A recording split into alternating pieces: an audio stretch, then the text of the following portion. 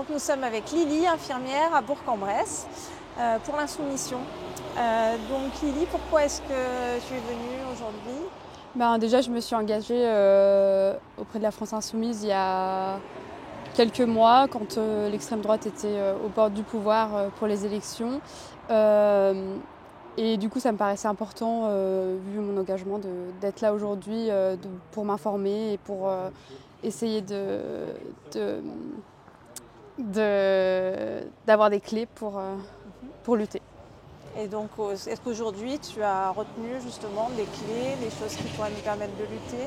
Oui, en fait, ce qui est intéressant dans les conférences de la Boétie, c'est de pouvoir avoir des vulgarisations du livre, parce que c'est quand même assez complexe quand on est jeune et qu'on n'a pas été forcément assez informé ou qu'on a du mal à trouver des informations. Donc les vulgarisations qu'on peut trouver sur les vidéos dans les conférences, c'est très intéressant. Qu'est-ce que tu as retenu comme faille de l'extrême droite? Je pense que c'est d'abord les mensonges, la façon qu'ils ont de pouvoir détourner un peu l'attention de ce qu'ils font à l'Assemblée nationale, donc faisant croire aux gens qu'ils sont pour le peuple, avec le peuple, alors que en fait, leur vote prouve tout le contraire, qu'au final, ils arrivent à faire croire des choses aux gens, et puis si on cherche un petit peu, on arrive à trouver les failles. Voilà. Pour finir, un mot pour celles et ceux qui nous regardent, pour les inciter à nous rejoindre dans la lutte? Rejoignez-nous, parce que le fascisme est aux portes du pouvoir et ça se rapproche de plus en plus, et c'est inquiétant pour toutes les minorités, pour les femmes, pour les personnes transgenres, pour les personnes racisées, et voilà. Merci Lily. De rien. C'est quand tu veux. Bonjour, on est avec Thibaut, étudiant en philo pour l'Insoumission à Bourg-en-Bresse. Pourquoi est-ce que tu es venu aujourd'hui? Je suis venu parce que ça me semble important d'être là. Ne serait-ce que dans l'idée où il y a une montée du fascisme au niveau mondial, au niveau de la France aussi, avec une politique qui est de plus en plus austère et conservatrice, qui est menée par Emmanuel Macron, avec ces gouvernements successifs qui sont plus ou moins à l'entrée du fascisme. On a pu le voir avec Barnier, qui mène une politique d'austérité, qui a été censurée certes, mais avec du coup la venue du gouvernement Bayrou, avec Retailleau, ministre de l'Intérieur, Darmanin, ministre de la Justice, qui portent des discours qui comportent des éléments de l'extrême droite. Et donc, ça me semble important de venir discuter avec des gens et essayer de trouver une autre voie de sortie, une autre issue que le fascisme aux crises que peuvent rencontrer les différents pays et différentes personnes qui habitent ce monde, quoi. Est-ce que toi tu vois des failles de l'extrême droite qui pourraient nous permettre de résister? Les failles, elles sont assez simples mais difficiles à mettre en exergue. C'est-à-dire que principalement, l'une des faiblesses de l'extrême droite, c'est son manque de logique. C'est-à-dire que c'est une idéologie raciste, xénophobe, LGBTophobe, etc., mais qui est purement construite de haine et de peur de l'autre. Et donc ça va à l'encontre même de toute logique quelque peu commune, en fait. Et donc concrètement, ça veut dire quoi? Ça veut dire que si on réfléchit et qu'on laissait un peu plus de place, notamment au milieu universitaire et aux sociologues, aux philosophes, aux gens qui font de la recherche et qui étudient véritablement le monde et ce qui s'y passe, en fait, l'extrême droite, elle est démontée dans tout débat argumentaire, et c'est pas vraiment quelque chose qu'il faut redouter d'un point de vue, d'un point de vue intellectuel. C'est très faible, l'extrême droite. Le problème, c'est sa surexposition dans les médias, c'est le fait que c'est une idéologie qui est privilégiée par la bourgeoisie en temps de crise. Et donc tout ça fait que c'est effectivement un problème, mais c'est un problème qui a donc, comme je vous dis, ses failles, et qui, au travers du dialogue et au travers d'une force collective de recherche intellectuelle, on peut lutter contre, en tout cas, je pense. Un dernier petit mot pour celles et ceux qui nous regardent, pour les motiver à entrer dans la lutte à nos côtés? Et tout simplement, rien ne se fait seul, malheureusement, donc il faut qu'on soit tous unis dans la lutte, et il ne faut pas se faire piéger par les différents grands bourgeois, les différents différentes personnes au pouvoir qui mettent tous les problèmes et tout ce qu'on peut trouver difficile dans la vie sur le dos d'étrangers, etc. Il faut renoncer à cette espèce de... Voilà, il faut le faire passer à une espèce de contrat racial. Concrètement, il faut retourner à un contrat social où on est tous unis. Et concrètement, la lutte des classes, la lutte des classes, c'est l'ennemi, c'est pas les étrangers, c'est pas votre voisin, c'est Macron, c'est Barnier, c'est Bolloré, c'est Bernard Arnault. Voilà, donc nous, tous ensemble, on a beaucoup plus de points communs que eux en haut, et il faut qu'on s'unisse et qu'on se serre les coudes, quoi. Donc venez, simplement. Merci. Alors, je suis venue aujourd'hui à Bourg-en-Bresse pour présenter le premier livre qu'a publié l'Institut La Boétie aux éditions Amsterdam, qui s'appelle donc Extrême droite, la résistible ascension. J'ai été très marquée d'abord par le fait que la salle soit comble, que les gens se posent plein de questions, sont venus, ont envie de discuter.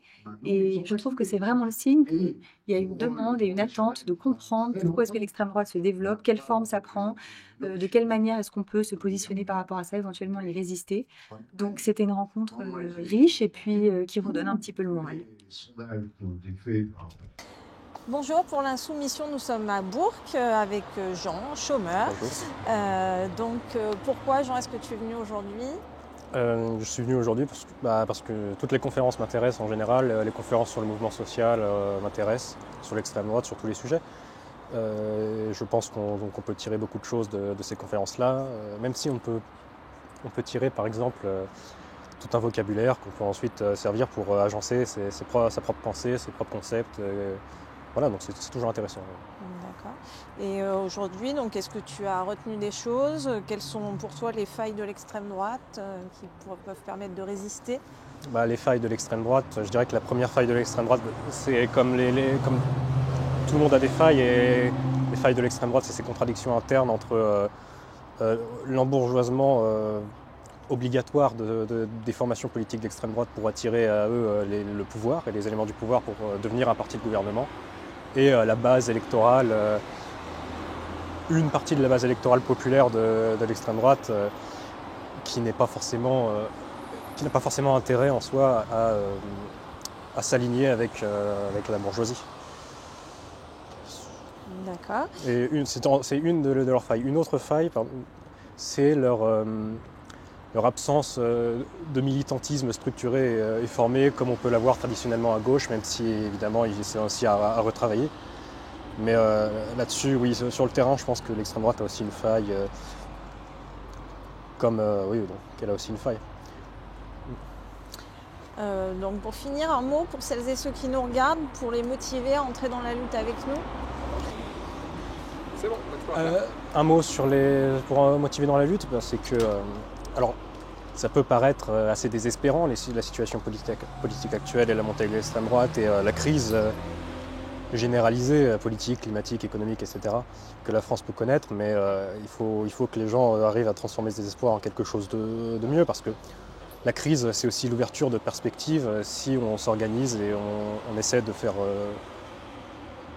bouger le monde vers quelque chose qui vient de nous et qui ne nous est pas imposé. Donc il faut que les jeunes, qui seraient peut-être un peu désespérés, un peu isolés, ou pas que les jeunes d'ailleurs, tout le monde en général, comprennent ça et puissent aller d'eux-mêmes dans des organisations qui sont prêtes à les accueillir. Il faut transformer d'abord que les gens transforment ce désespoir en quelque chose qui les motive et qui les met dans l'action, et après les structures existent déjà pour les accueillir et organiser leur militantisme. Merci beaucoup. C'est quand tu veux. Bonjour, nous sommes à Bourg-en-Bresse avec Marie-Pierre, prof d'espagnol pour l'Insoumission. Donc Marie-Pierre, pourquoi est-ce que tu es venue aujourd'hui ? Bien, essentiellement, je suis venue parce que moi je suis originaire de Bourg-en-Bresse. Je suis professeure d'espagnol et donc j'ai vécu à l'étranger, notamment en Espagne. Et je suis revenue vivre ici il y a déjà assez longtemps. Mais ce que je constate dans les villages, notamment ici autour de Bourg-en-Bresse, c'est qu'il y a une très forte poussée de l'extrême droite et que d'une part ça me fait peur pour l'avenir, mais je n'ai pas envie de rester avec ma peur, j'ai envie d'aller de l'avant. Je pense qu'on peut proposer autre chose, qu'un autre modèle de société est possible. et qu'il faut recréer beaucoup de liens pour que tout cela évolue, parce que la vie que nous propose l'extrême droite, c'est pas la vie dont je rêve.